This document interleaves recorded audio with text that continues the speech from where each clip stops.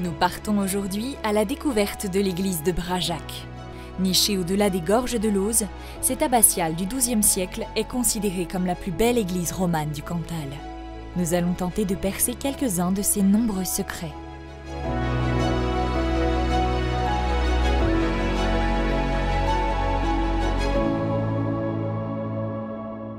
Ancienne église de moniale bénédictine, fondée au début du XIIe siècle par Raoul et Guy d'Escorail. Au retour de la première croisade, ils ont rapporté les chefs reliquaires de Saint-Côme et Saint-Damien. Donc c'est en leur honneur que l'église a été construite. Sur le côté près du chœur, nous apercevons une curieuse châsse vitrée qui laisse à notre vue les deux étonnantes reliques. Bien sûr, on a quelques doutes sur l'authenticité de ces reliques, mais ces reliques sont assez uniques. Elles sont vénérées quand même depuis près de 1000 ans dans cette église.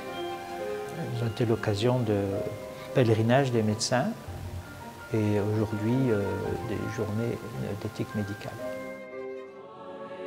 En pénétrant dans cette magnifique église, nous sommes intrigués par les sculptures foisonnantes basées aux extrémités des colonnes. Appelées chapiteaux, ces ornementations ne sont pas là par hasard et possèdent des significations bien particulières. Alors on peut observer de nombreux chapiteaux sculptés et aussi des bases de colonnes sculptées. C'est assez caractéristique de Brageac. Mais parmi les chapiteaux, le plus beau, sont les cerfs.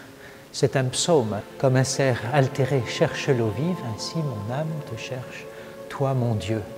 Mon âme a soif du Dieu vivant. Et en fait, c'est tout le sens de la vie monastique.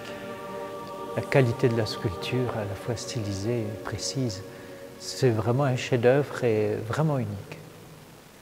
Une mystérieuse bourse serait passée inaperçue sans notre visite avec l'abbé Rose.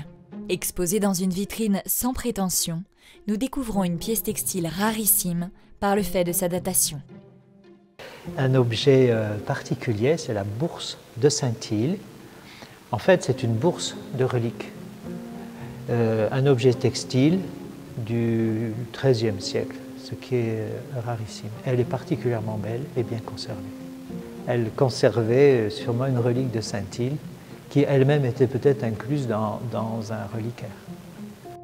Nous avons du mal à l'imaginer aujourd'hui, mais cette petite église abritait autrefois de nombreuses moniales qui venaient prier en ces lieux plusieurs fois par jour.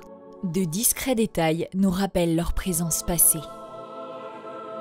Les moniales entraient par une porte qui donnait sur le monastère, dont on voit la trace, et elles se tenaient principalement ici pour chanter l'office.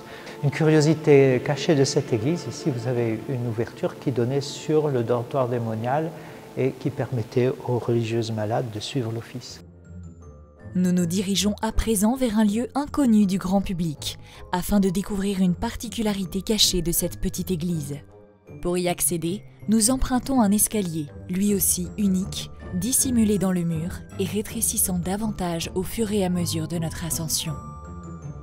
Alors dans les clochers, souvent, on a une cloche ancienne et les autres sont plus récentes, car à la Révolution, les cloches ont été retirées des églises pour en faire des canons, pour aller faire la guerre, et on laissait une cloche dans le clocher pour les besoins.